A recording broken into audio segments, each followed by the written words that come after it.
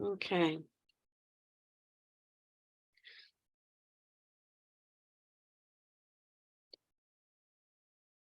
All right. So welcome to our presentation for the upcoming elections. My name is Doris Stanger. I'm part of the election committee along with Helen Morgan, Jim Mangan, Andrew Anderson, Gail Johnson, and Amanda Khan, who cannot be with us at the moment this time because she is in the States with a family emergency. Like I said before, I can see pictures. I thought I couldn't see anything, but I can see some faces. But Helen is going to take care of the chat. She's going to keep track of anyone who talks. I think it's best if we ask questions as we go so you don't forget them. So please feel free to interrupt either with a question or any other comments you have to make, anything that I might have missed. We have a number of people on here who are quite involved with Democrats Abroad, and I'm sure they know more than I do. All right, so just a quick overview, what we're going to talk about. First, just taking a look at Democrats Abroad Global and then how that global is related to Spain. A quick overview of what the election process is going to involve, including the dates, when everything needs to be done by. And then information about leadership positions. And again, people on the call will hopefully share their experiences if they've been leaders in the past. And then questions and discussions if there's still anything to after that time. Okay, so Democrats Abroad Global. We are part of the Democratic National Committee, DNC. We're like as if we were a state party, but for US citizens living abroad.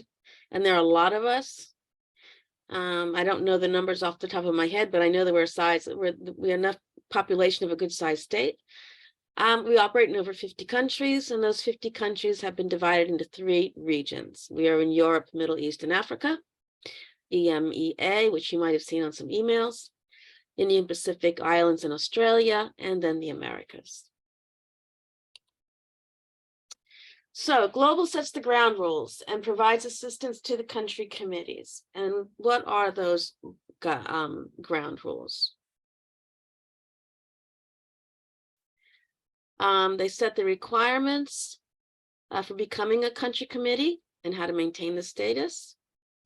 They set the rules regarding fundraising, financial transactions. We make sure we're in compliance because we do have to stay in compliance with Federal Election Commission laws. We can't just go out and put out a hat and say, give me some money.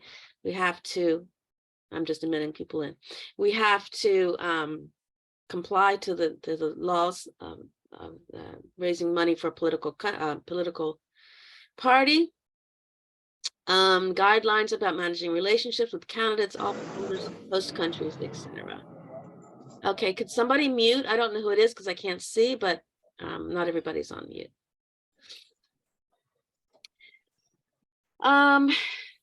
Let's see. Oh, something else I wanted to mention is the last slide is, if I'm not mistaken, Democrats Abroad also gets to vote in the U.S. Presidential primaries. So we do get to primary the presidential candidate when there's a presidential election going on. Other than that, we vote in the states where we've signed up to vote. And again, could everybody mute, please? But you know what? I'm going to see if I can mute people. No, it happened. Okay, no problem. All right, so infrastructure. How do we get assistance from DA Global? Well, first of all, one thing I want to point out is that we are 100% volunteer, except for one position on the global level. So that's one person that's getting a salary. The rest of it is 100% volunteer. So all of the things that you see here, all the things that they do, all the support that we get from Spain, and all the support that we go on as a country caucus to give to the different chapters, etc. These are all people who are volunteering their time. All right. So infrastructure, the email system, membership database, information exchanging mechanisms between country committees, and the phone banking system. And the phone banking system is basically how we get out the vote. There's lots of different ways to get out the vote, but according to those who know phone banking is the most effective way of getting out the vote. And all these things take money. So when you donate to Democrats Abroad, that's where some of your money is going. That's where the money is going, as well as other places. Again, get out the vote training, fundraising technology, statistical analysis to help improve performance, such as identifying, retaining members, increasing voter participation. Grants for key projects, for an example, digital advertising, which was very successful in the last election, communication materials, voter protection, legal service, statistical analysis, among other things. Okay, so Global organizes activities that all DA members can participate in. There are 11 caucuses with all different kinds of focuses. I'm not going to list them all here, but I would like to say that Spain at the moment has 4 caucuses. We have the Women's Caucus, okay, Spain Women's Caucus, which I happen to lead. And we work with the Global Women's Caucus. There is the LGBTQ Caucus, which is getting off the ground. It's had some very interesting events so far. The Hispanic Caucus, which is brand new and looking for a leader, and the Youth Caucus. So Spain has those caucuses to work with Global, but Global has 11. And of course, at any time you could join the Global Caucus if there's a caucus that would be interesting for you. Task forces address issues affecting Americans abroad. For example, Global Taxation Task Force, it's an issue that a lot of us have questions about, a lot of us have concerns about. We have to file taxes even though we don't live in the States. You know, what are the implications, etc.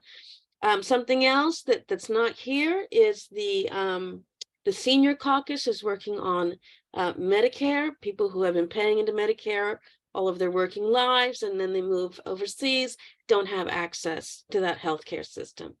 And so they're working on trying to get some laws passed where if you're living in Spain, you can somehow get equivalent to your Medicare coverage.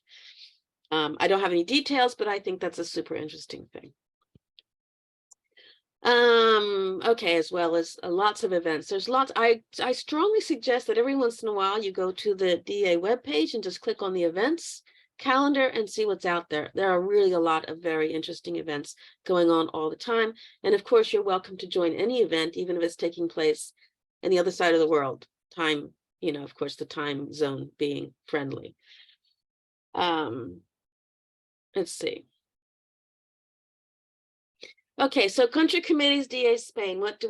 We elect our own officers. We organize our own internal structures. At the moment, Spain has 4 chapters: Barcelona, Madrid, Alicante, and Valencia. And Sevilla is about to become another chapter, so that's very exciting. And San Sebastian is, at the moment, I think they're a precinct, or they're getting towards precinct status. I'm not exactly sure. But that's, so we're growing. I talked about the caucuses already and the different committees. What do? We do outreach, we do get out the vote, we set up social activities, and now that we can meet in person, social activities are being done once again in person, fundraising activities to help, again, get out the vote, which is our basic goal. And that's what we do. Global and DA Spain work together to help our country by electing Democrats. And that's really the purpose of Democrats Abroad. Although, as you can see, there's lots of different things and lots of different ways that you can be active, or different events or different things you could do that aren't just getting out the vote. All right, so I'm going a bit quicker than I planned, but that's okay. The DA Spain election calendar, we are going to open up the candidate application forms tomorrow. We will send an application form, it's a Google form, out to all DA Spain members. We encourage anyone and everyone to consider the idea of running for an office, and I'll show you in a moment what those offices are. as well as the candidate application form, we're going to send out a letter just explaining a little bit, and also job descriptions. Now, I don't have the job descriptions here, the written job descriptions, because we have people on the call who could hopefully talk about those different job descriptions. The nominations close at midnight on May the 3rd. So there's quite a while, 6 weeks, to consider and to send in your application. With your application, we do ask for a little bit of a bio, why you're running. There's some questions about diversity, and also a photo is very helpful. Okay, on the 5th of May, all the candidate information, so everyone who has applied has decided to run, all the candidate information and the absentee balance will be sent to all DA Spain members. Right. On the 9th of May, we're going to have a meet the candidates session. It'll be like this, it'll be virtual on Zoom. And the people who are running can then talk about, why they're running, explain who they are, and present themselves. On the 19th of May is the last day to do absentee voting. We're going to close it at midnight. And on the 20th of May is the AGM in Alicante, where if you're going to that, we would vote in person then, and the results will be tallied by the 20th, if I'm not mistaken. Okay, so what positions are open? Well, you can run for whatever you'd like. The positions that need to be filled are for chair, vice chair, treasurer. Sorry, just let somebody else in. Treasurer, secretary, council. We have 5 voting representatives this time. I think last time the elections we had 4, but we're growing, so we have 5. And this time we have 2 non-voting representatives. And the non-voting representatives, again, are something new. I don't want to get too much into that because we're still kind of discussing the best way to deal with that. So 5 voting representatives, 2 non-voting representatives. We do have an email. That's our email if you want to get in touch with us directly. Anyone who's on the Election Commission, any questions? Any questions you might have, they can direct them to us. That is our email. It's been set up for this period of time. Okay, and now to hear from former office holders. So I'm going to stop sharing my screen and give me a second to deal with the technology, please. Let's see. 1 second. Okay, and here we are. We're back again. So I'm going to like to start with Jim Mercero because he is our unending fountain of information for DA. And I'm going to ask him to talk about the position of chair, since he did have that position 2 years ago before Kathy was voted in, and he has a lot of information about how the chair works. And what we're looking for is, like I said before, we have job descriptions, but they're very brief, and they're not a lot of detail involved. And so I'm asked some people to come on the call. We've got Jim, we've got Laura, and Gil, if he wants to speak as well, who are present or past office holders. In the case of Laura, she was a voting rep. She's not running again. In the case of Gil, he was counsel, which he's not running again for that position. Just to give us some insight. Okay, so Jim, are you ready to talk? Jim is on mute, and he doesn't have his camera on. No, he's not responding. Laura, I can see you're there. I saw you just came in. Would you like to talk about position of voting rep and give us some insight about what's that like and what's it involves? Yeah, sorry about that. I was running a bit late from something else. Can you hear me okay? Yep, can. Okay, perfect. So hi, I did catch kind of a bit of your presentation, so that's thanks for being able to do this, and I just want to say thanks as well, because I know leading the elections committee is a tricky one. So my experience with the DNC voting rep, I think first, I think the most important thing is to read over the description that I know has been worked on. and present it to you so you understand a little bit more about it. And because that I think was the trickiest part, was figuring this out initially. I didn't feel like I didn't know exactly what to do when I first got into this position. And then to kind of realize that it's a little bit about it, because what the DNC voting rep will do is to represent Spain in the at the global level within Democrats Abroad. And if you haven't been a part of Democrats Abroad global level yet, it can be a bit intimidating. There are, for example, there's a wiki board. They also have different types of trainings that you can do to be able to participate in different ways on committees and caucuses, etc. And it comes a bit all at once. But I think the important part is to understand that, at least with this position, for the first kind of what it would look like is for at least the first month or two, you're definitely just going to be getting used to kind of the workings. If you haven't been in Democrats Abroad Global before, or even you're kind of new to this, which is great, they really do need new perspectives. So it's never like every kind of type of profile or like perspective is welcome. But if it's your first time getting into it, you're going to need that time to kind of understand what it is that, global looks like and how you could fit into it.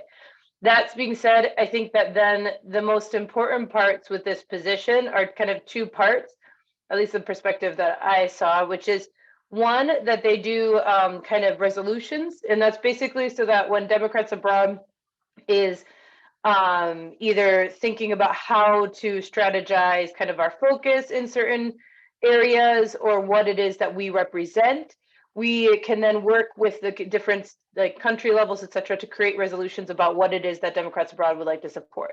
So that's something that voting reps will then go and be a part of this kind of conference where you'll discuss about these different resolutions and we'll vote on them.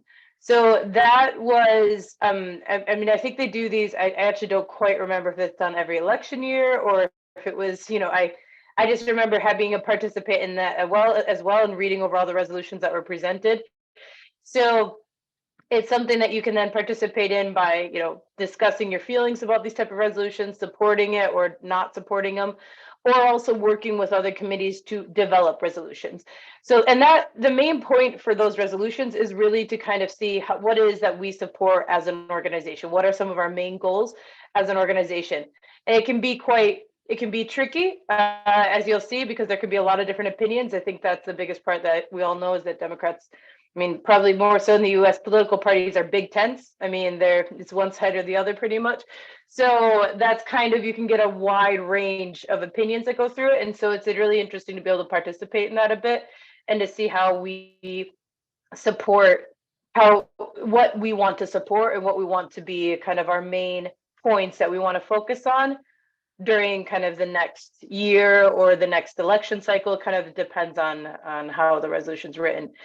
And then the next part, and so for that sense, like that's where the voting rep part comes up, where you're going to be voting on whether or not you approve these. It's the same thing that also goes with any like charter changes or anything like that. That's another one that they're a little bit more the inner workings of the global in a sense of how we run and how we want to run. And part of what, Doris mentioned, just like even having the non-voting voting rep, was it that you said? That was one of the debates that came up because of these kind of these debates of how we want to represent ourselves and being able to make sure that people are participating, but maybe not having the same, and different levels too, because we generally organize at a country level, but then there's been debates about focusing on countries that like non-country voting reps, which was another kind of debate that came up, to be like, so people who maybe are moving a lot more, so they don't actually qualify technically to be a country level voting rep. So these are kind of things that were debated, for example, and changes that were made when I was being part of voting rep and part of that process. I think the next, and so that's one big part. And I think that was the part that I didn't quite from my personal experience, didn't feel I was quite prepared for, or / knew that that's what technically I was doing. So I just kind of want to mention that is a part that's there. And especially for your emails, I would suggest, and this is just if you want to do this, having either a separate folder, separate emails for all the kind of, especially when the resolutions start getting published, you're going to get a ton of emails about it, and to spend some time reading over it so you can follow through once it's happening, because otherwise it can be a bit overwhelming initially. I think then the other part of it that I would say is a part of this position is your participation how you would like to within global. So you'll be a part of like you can be a part of the XCOM position, like, within the state or the country level, sorry. But you can also then participate in caucuses, and they always need help. And I think kind of the idea behind this is that obviously, since you've gotten to know Bit Global, that you then can decide how you would feel best you want to support Democrats Abroad by volunteering. Now, that's the thing that's interesting is I don't think it's exclusive to voting rep. Any member could decide to do this. It doesn't have to be a voting rep at all. But I think that it is kind of part of this is to, you get more familiar with it, you get more aware, you start seeing where you can help out. So that's what I think is a big power of the voting rep, and where you can do quite a lot and learn a lot, especially if you're thinking, I don't know if I really want to be in the chair position or the secretary position. I don't have as much experience in this, or I feel like that might be overwhelming. The voting rep can be a great way to start and see where you can explore a bit of the different caucuses that you want to help out with, or different committees you want to be a part of, and see where you can best influence change in the way that you would like to within Democrats Abroad, or elections, not even change, but just being a part of kind of working with Americans abroad, and hopefully getting Democrats elected, which is kind of the goal for Democrats Abroad. So that's what I think my biggest two, I would say, of this position of what they do, beyond also helping out at the state or at the country level, right? Like to be able to be at the XCOM working and volunteering with anyone if you are in different cities and you have a city chapter or something like that you can be a part of. That's also part of it, but you don't have to either. Like that's where I think it can be very beneficial too for anyone who maybe they don't have a city chapter nearby, and so they're not able to, you're not able to go to the Valencia events, or you're not able to go to the Barcelona events, but you could participate in this at a bit of a wider kind of perspective. So that's, I'd say, is kind of my trying to be quick perspective on the voting rep and what I think are the major parts of the work that you could be a part of, that you would be doing. And at least my experience with it was mostly around those main topics. So I'm sure other voting reps maybe have different kind of thoughts about what they've done and what it encompasses, but I think and my perspective too comes from, I had never been a part of DA Global before. I wasn't in a higher up position of a caucus or something like that. So I didn't really know what I was getting myself into. So it is something to just give yourself the space to learn, and you'll figure it out. But it can be very beneficial for you to be able to represent Spain, to represent kind of like your beliefs, and obviously to articulate the representing the Spain country level as well, beliefs when it comes to resolutions and how we are focusing DA Global, if we wanted to go to a certain way or another, and being a part of these, like being a more visible part of what the Spain country kind of beliefs are, and being a part of it with committees or caucuses or anything like that, or any other type of events that get organized, and seeing how you can participate and represent Spain in that way. So yeah, that would be my perspective. Do we want to do questions afterwards? Sorry, no, you can take any questions now. I think. Thank you very much. That was really complete. Thank you. And do you have any questions for Laura? Anything you're curious about that she's talked about? Helen. Yes. Wait. No, go ahead. Are you good? Yeah, Laura, I'm curious. So there are resolutions, and as you said, we're a big tent, right? So raising social, retirement ages or stuff like that.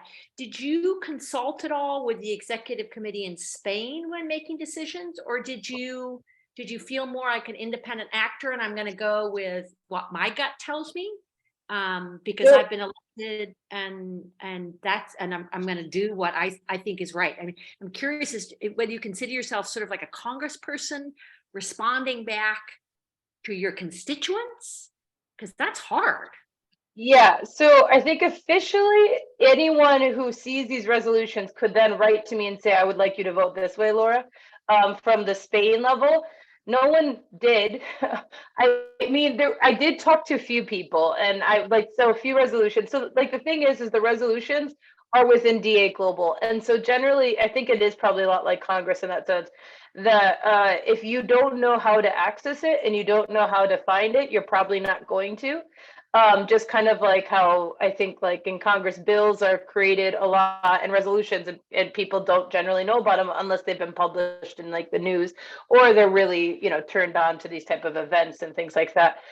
So that what I would say is that I took the approach that when I was running in the election and they had us like talk about what we viewed, I told my kind of like political philosophy, what I felt like I would be supporting, what I kind of wanted to represent, and the views I felt that I had. And when I got voted in, that's what I would do. That's what I'd follow through with it. I was never asked about why I voted a specific way or not.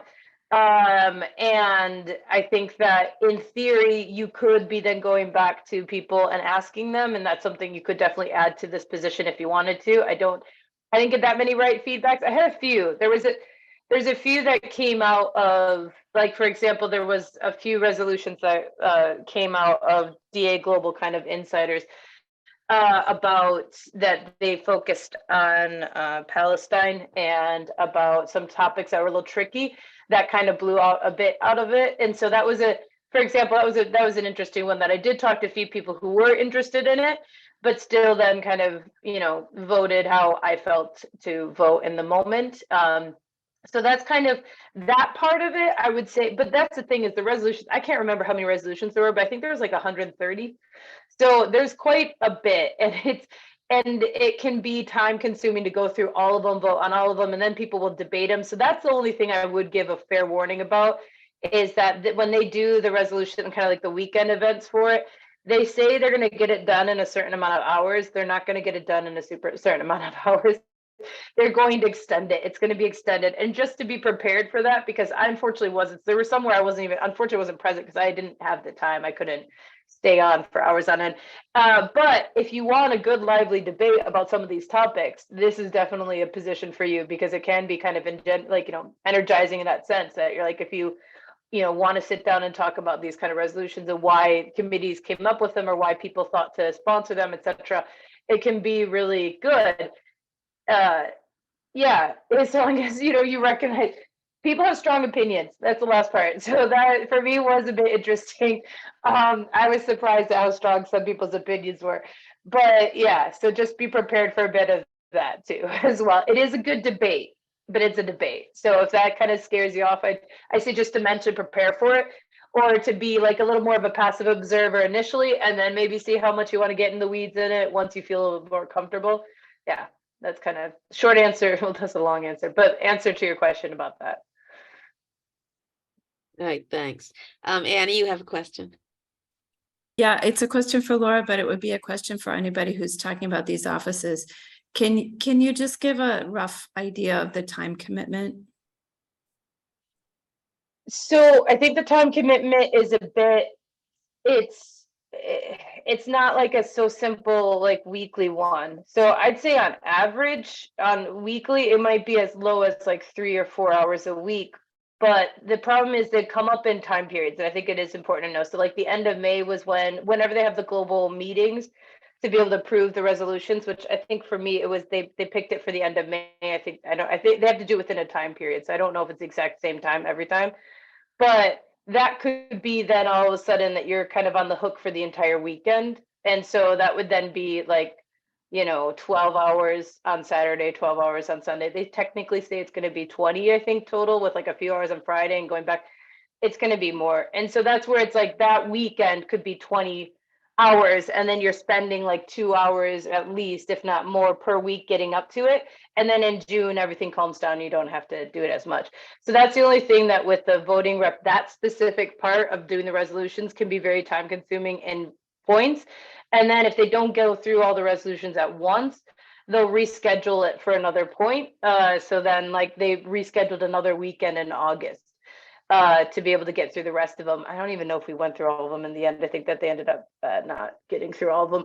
So that's where it can be a bit time consuming. If you then participate in caucuses at a level, or like, doing any type of activities, that I think is a little bit more consistent, where you're looking at like exactly that, like, let's say it's on a, you have kind of these intense periods, but then it dies down. I would say that if you join in a caucus or committee, usually it's like 2 to 3 hours a week, depending on what it is you guys are working on average, is what I would say. At maybe that's a bit high, but it really depends on your own, like if you feel like, okay, I can participate a bit more, so I'm going to be hanging out doing a bit more, versus like there's some time periods where things calm down, like after elections, where things get a bit easier again, and then you start back up generally. So it's a hard one. I can't exactly say, it would really depend. Okay, thank you. We have Thanks. another, Chris has his hand up. Yeah, I mean, I'm a DPCA rep now too, and just to confirm what Laura said, I found for me that the main commitment has been really one weekend a year when we do the resolutions, and we also elect the new global board for Democrats Abroad, and I see that as being really a key part of being a member of the DPCA, because it's the DPCA members who ultimately have a vote on the global Democrats Abroad board, which of course sets the agenda for the whole organization and the priorities, and also controls most of the spending that goes on for Democrats Abroad as well. So those elections are quite important, and so if you're in Spain and you want to have good insight onto who the board is and who the new people are and who might be new people and so on, that is a very good reason for being part of the DPCA, DPCA, Democratic Party Committee Abroad. So that, because you get insight. The other reason really for being part of it is that if you are likely to be engaged in activities that have more exposure than just in Spain, such as Annie, who just spoke, who's doing a Wisconsin caucus, she's a big part of the Wisconsin caucus around the world. That's another good reason for being part of the DPCA, because you would probably be looking for funding and support through the Global Nation Builder and so on from the Global Executive Committee of Democrats Abroad. So my experience, it was one weekend and then an occasional meeting that I've had since. For me, because I do global advertising, it's a good reason for me to be part of the DPCA, and I'm intending to run. Are we allowed to say that we're running again? Maybe we're not allowed to say. You're not Right. supposed to, no, Chris. Oh, sorry. No, I'm not. Yeah. I haven't decided yet. Okay. Sorry. No, thanks. I was Thinking gonna say about. thanks. Sorry. Right. I better shut up now. Sorry. Okay. I'm just waiting for an arm to reach out. Hey, Jim, Okay. Mangan, you have your hand up? I had a question. It's a little bit more structural, I think, in nature. So you're voting, or whether you're a voting representative or a non-voting representative, what percentage of your time you're dealing both with the other people in DA Spain, and I'm wondering, does DA Spain take a position on issues prior to any discussion that might be done on the global level? And I'm curious about how much time you're spending with representatives in Spain versus other representatives from the rest of the world, and how big is the body, if you could think of it that way. I get a sense of how many officers there are in Spain, but how many voting reps are there globally? And when you talk about very lively debates, we're talking, I'm listening and thinking you're talking about on a global level, these debates are ranging, not just within Spain. And I'm wondering how many people are engaged in these debates. Yeah. And So also, finally, are all these meetings virtual, or are there actual attempts being made to meet in person? And that's my question. yeah. So first I want to say thanks. So sorry, I'll try to answer both, and maybe Chris and Jim could help out. First, related to the virtual, they were virtual for us. I think there has been traditionally where they meet up in some location that was previous to COVID. I hit it where COVID was still kind of a problem. And so they did it virtually. I think there's a more tendency to go towards that because clearly that can involve more people then, right? Like there's less need to travel. And I think they've always done it. I think previously my understanding was they did it hybrid. So if you could go, that's great. Otherwise, you would be able to participate virtually. That's what I understood. I think they originally planned it that way. And then, you know, COVID was still a problem, so we didn't do it. I missed that because when I got elected in March, I think the planning for it was started up earlier. So I kind of already saw like in the, like they said, the event, the actual kind of event happened in May related to that. So that's why I think they already made the decision to make it virtual by that point. And also, sorry, I wanted to mention, Chris brought up a great point. I completely forgot. Yes, you do vote for the people at the global level too. I should keep that in mind. That's what we're voting directly. We vote for resolution and for those people. And so you will, in the end, get courted. I don't know, to see your vote. So they will come and like ask you, can we talk? Or these are my views. Hopefully you support them, etc. So that's another part to plan when you're looking at the initial kind of like time investment. It'll be a bit heavier on that side. And what Chris mentioned is if you are interested in going into a caucus or something like that, you get to know these people because these are ones you're going to be working with at least at that level in the future. So that's totally true. And thanks also for correcting. I kept saying DNC. I'm like, that is not right. It's DPCA. So I was using the wrong terminology. And then with the resolutions, I don't actually know exactly how many people voting reps there are, but there are a decent amount of, I mean, I think it depends on the population of like kind of like population in the sense of like how many people are in each country like that represent that are like a part of Democrats abroad. So that's why Spain got another vote because we have more people who are a part of Democrats abroad in Spain. So I don't know the exact amount, but there's a decent amount. And there's also then too, like, I mean, some countries, so we have 5, some countries have more, some have much less. So it's not like, you know, look at every country in the world and times it by 5, because that there's other countries that just don't have committees or things like that, which is part of why I think they were looking at trying to get different type of representation for people who don't actually have, like, there's not country committees in the country that they're in. But yeah, so, and related to the lively debate, I think that, so the resolutions, you can definitely like form resolutions at the country level. So you could work with others and then DPCA voters at the country level and come up with them. You can then work also with other countries if you think that it's something that they're interested in. You met someone who knows they're interested in it and you coming up with the resolution together. And then the debate normally does happen, I'd say, at the global level. So occasionally, so I remember that you know, and I think that maybe Chris also remembers, but that, you know, you ask, like, is anyone taking, because everyone can, if, again, I think the committee would, like the Spain level or anyone who's interested in these, they can receive the emails and read through all the resolutions and they can tell you how they vote. And usually at the meetings, the monthly meetings, that, you know, we'd ask, like, is there any one resolution that's, you know, anything that's coming out, something that you guys do support. I didn't feel like the Spain one was too contentious or difficult. Like they're just kind of supporting us being there. That's fine.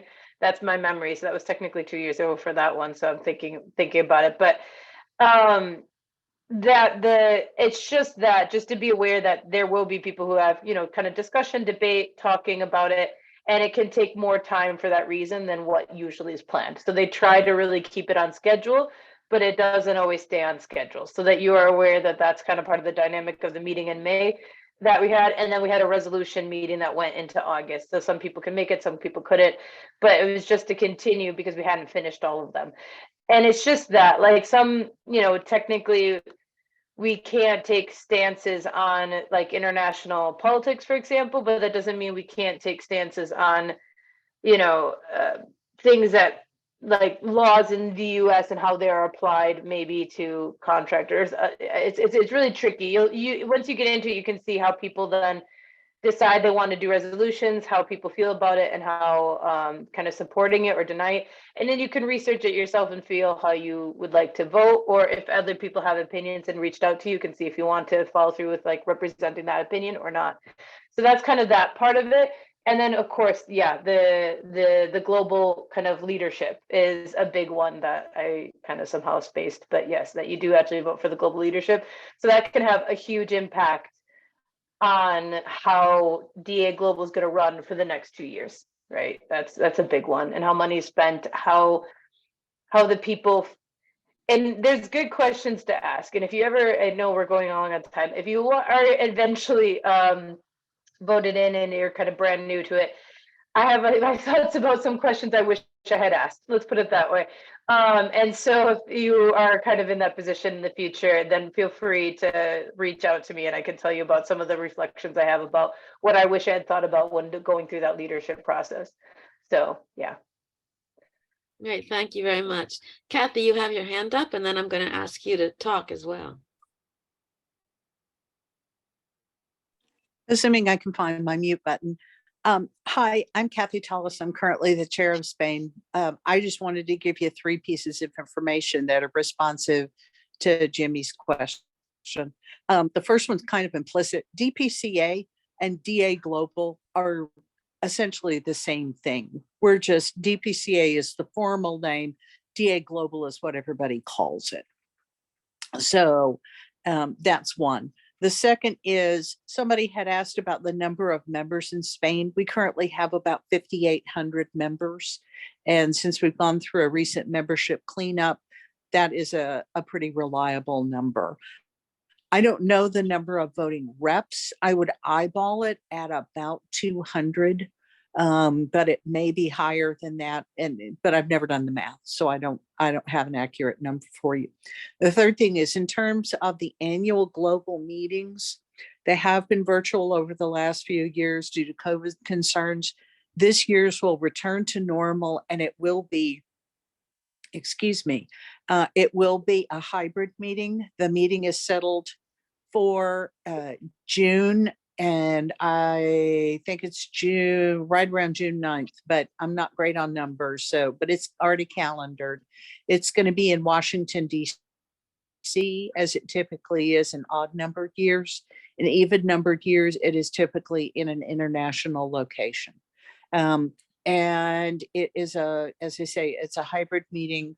And I don't know how many people will go this year because we are coming back from all virtual meetings. So it's kind of in uncharted territory at this point.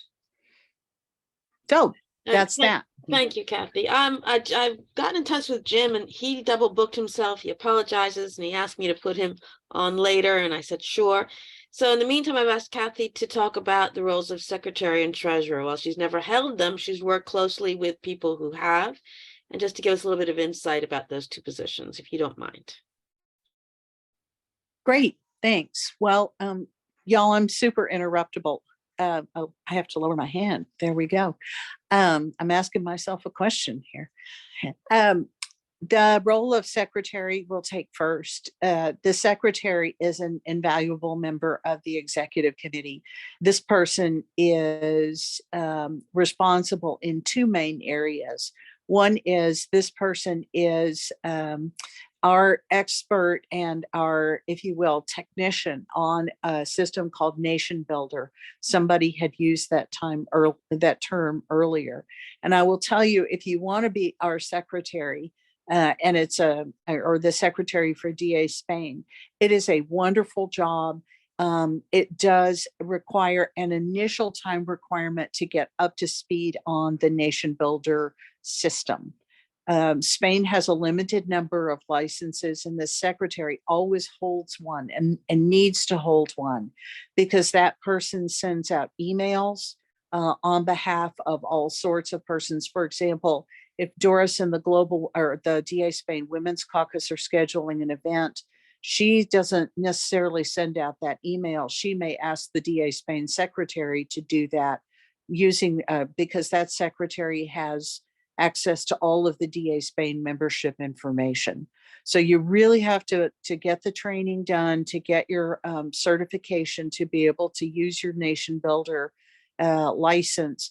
That also requires, in addition to technical training, some training about the GDPR, the European privacy information, information of privacy information. Y'all, I'm really sorry. I'm a little dopey today.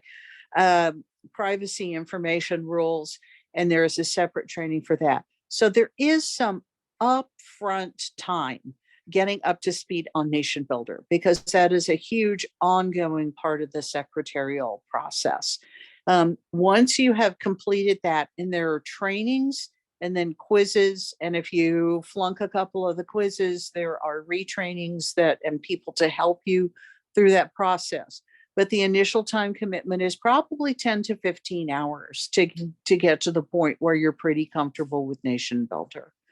At that point, you do, as I say, a number of things, like you send out emails at people's request. You are a person who sees and approves new members, which basically means looking at the data that comes in about someone who asked to join DA Spain, making sure their name isn't like Donald Duck or Donald Trump, or, and I live at 1600 Pennsylvania Avenue, or at least I should, that kind of thing. So you're doing a little bit of screening there to make sure that these look like real people. And that is an ongoing process across the year. That information tends to come in waves, and everything past the approval process is pretty much automated. The welcome letters that go out, that sort of thing. But it is, again, once a week or so, you should be checking Nation Builder and approving new members. So that's one big side of the secretarial process. The other big side relates to the executive committee meetings. Currently, we have been meeting on the second Thursday after the first Wednesday in each month. And we do meet monthly. We meet for about an hour. The secretary is responsible for taking minutes. I see Dailongo on this call. She has pinch hit a couple of times, which is greatly appreciated, and has done a wonderful job.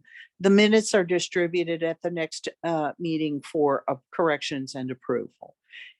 It is something that's really important, because we do forget what we did or who did what from time to time, and have to go back and look at those. So that's a very important function. So if you have a Thursday night commitment already, that might be a little bit complicated for you, because that is a big part of the job. Before the meeting happens, however, there is also preparatory work. There are two pieces there. One is there is an email that goes out to all members in DA Spain, inviting them to come and participate in the executive committee meeting. They don't necessarily vote, but they do have a voice if they're interested in coming. And we do generally have a number of people who respond affirmatively. So that's a little bit of a process. I would say that's probably, all told, maybe 3 or 4 hours over the week before an executive committee meeting.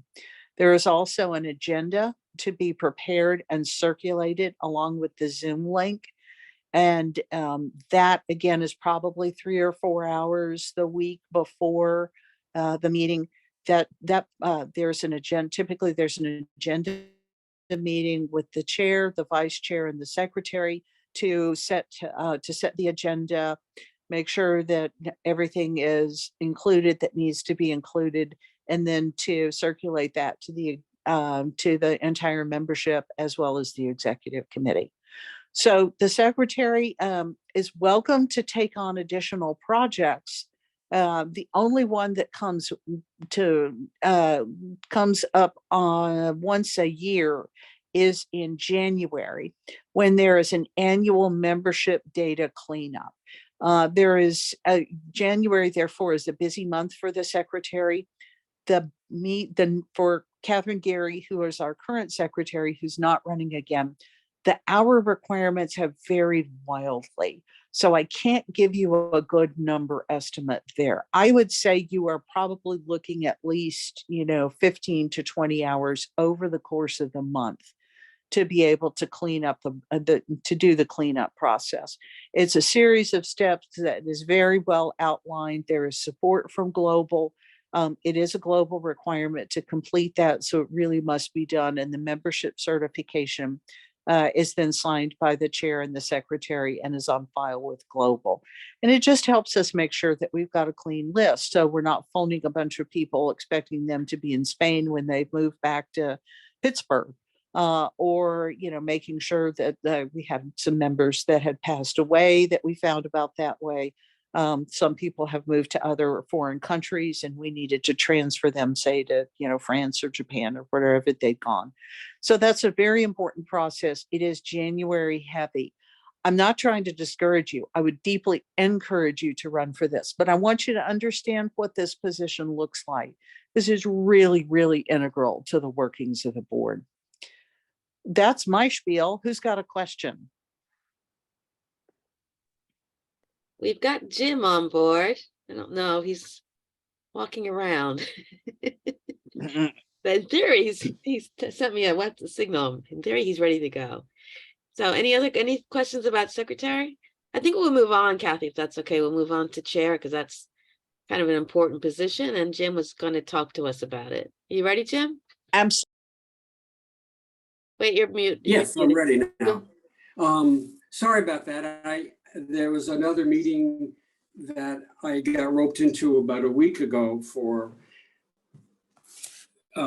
travel fellowships for people who are going to the big global meeting who need a little, need some money to make it happen. So there's this whole process. And it was the first meeting of this committee, and the timings were a disaster. Anyway, what I'm going to talk about for chair is basically the idea is to make sure everything happens. You get more or less the global agenda of what is going on in terms of elections and activities of Democrats abroad, and trying to execute the goals of Democrats abroad. One of the big ones in the last couple of years was to get going caucuses, which I don't know if we've talked about yet. I've been distracted, but that has been a big goal of the leadership on the Spain level the last couple of years. The other thing is to sort out and figure out where we're growing, where we need to be thinking about maybe getting a chapter off the ground or getting a former chapter kind of goosed up so it gets going again. Those are the kinds of global-ish kinds of things that the chair does. But the key thing is to make sure that we get out the vote. And getting out the vote is the reason we exist. And so everything we do is to build enthusiasm among our members and to bring in new members into Democrats Abroad Spain. And by doing so, we're closer to a voter, and being a little closer to the voter allows us to make sure that they follow through and vote. And that's really the big thing that we do at DA. That's really what it's all about at the end of the day, to get the vote out and build a relationship with other Democrats and other people across Spain that could help us make that happen. The effort on the local level, on the chapter level, is critical. It just you create the energy, you create a fellowship.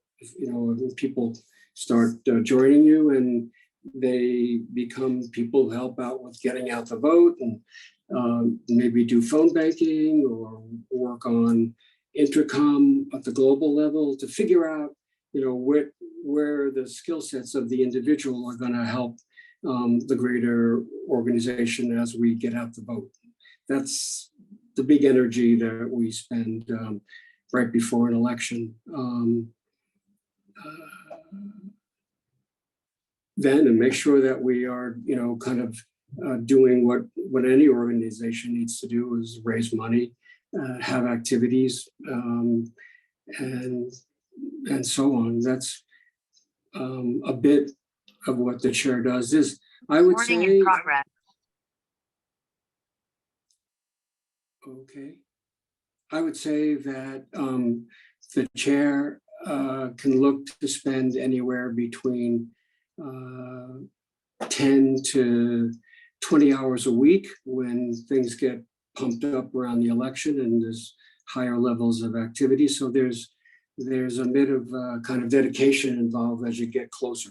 And the big part of it is building teams, and so that, you know, you have people who are doing get out the vote. There are people who are doing, you know, running the activities of a chapter, running different things. That's kind of the big thing is people, you know, trying to get more people to help you to achieve our common objective, which is to get Democrats elected. Any questions? Any questions? Thank you very much, Jim. Gil's here on the call. Gil, would you like to mention anything or add anything? He is our current counsel. And I don't know if you'd like to talk about that, what that involves, being counsel, or anything else you think of that we should mention. Well, basically, it's making sure the bylaws are being observed, and you're on call, rather like a fireman, although not necessarily, they're not necessarily emergencies. They are questions that people have doubts about, and it's pretty much a standby job. That is, you're on call to answer questions. And the great thing about Democrats Abroad is that it's a global organization. And if you have certain problems you can't deal with, you can always ask for help from the general counsel. There's a council of councils. So basically, you're in charge of interpreting the bylaws and asking for help if necessary for certain questions. It's a position over the years that's been held mostly by attorneys, but not necessarily, because basically it does take the ability to stand a lot of boring hours looking through bylaws of other countries and the charter, which we're obliged to be in consonance with. And that's another responsibility when we revise bylaws, to make sure they're in consonance with the DPCA charter. So it's basically a nuts and bolts job, and it's on call. So the time varies according to the needs. And I stand in awe at how much we've grown as an organization, and there have been so many volunteers, so many people standing up for positions and are interested in positions. There's been a qualitative and quantitative improvement in Democrats Abroad over the past 6 or 7 years. It's been really extraordinary. Well, that's about it. Any questions? I'm willing to answer. I only had the one question about if you have to be a lawyer, which you responded to. So, Yeah. Any other questions? Any questions for anyone? Okay.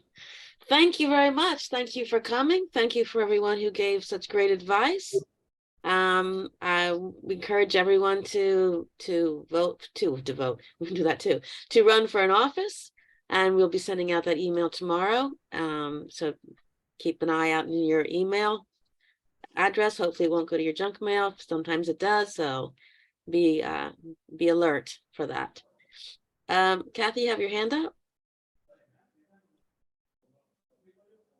Yes. Do you want to talk about treasurer? Oh, sir, you want to see? Sure, absolutely.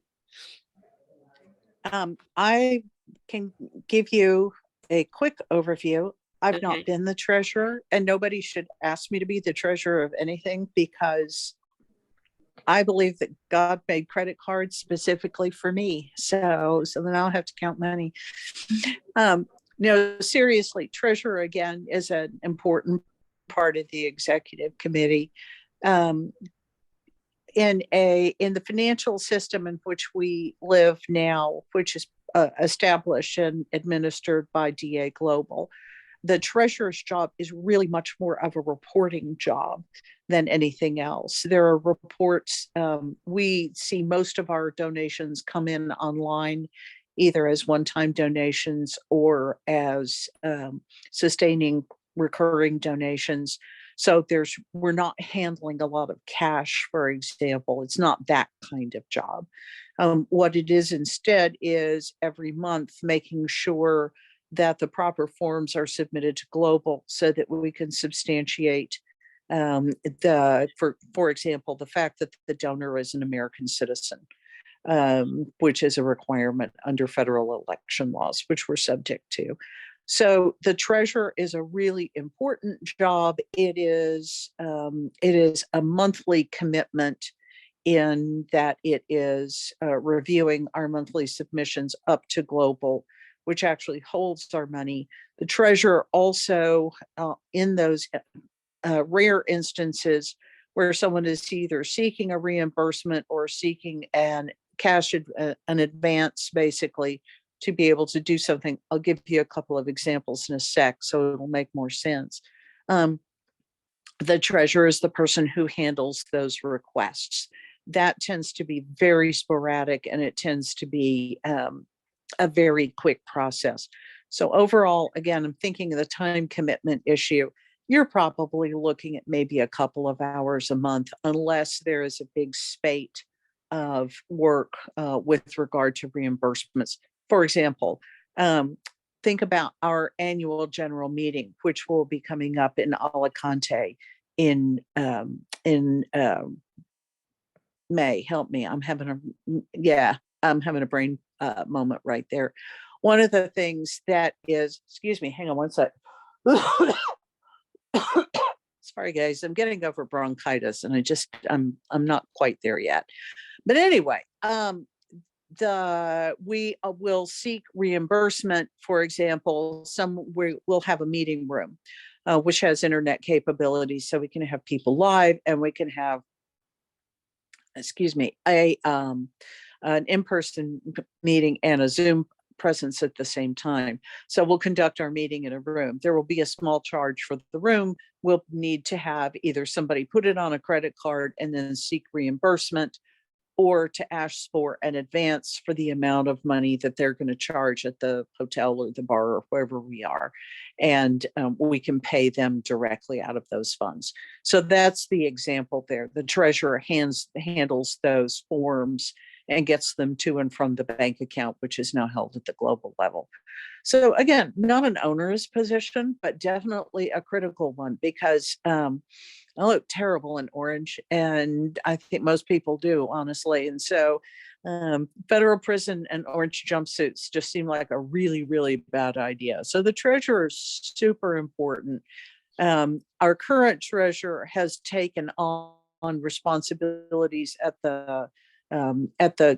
we were talking earlier about how the world is split into 3 regions. She's actually stepped up and is working at the Europe, Middle East, Africa, the EMEA region level as well. That is certainly an option for treasurers who wish to be involved at that level. It's not required by any means to hold the position in DA Spain. So that's the treasurer. Are there questions? Thank you very much, Kathy, and thank you for Thank you. reminding me. Okay. Any other questions? Any comments? Anything else? No? All right. Well, thank you all for coming. Encourage everyone to run for a position if you are so inclined. And we look forward to receiving everyone's application forms in the next 6 weeks. So that's all for now. I don't have anything else. All right. Thank you. Thanks for coming. Bye-bye.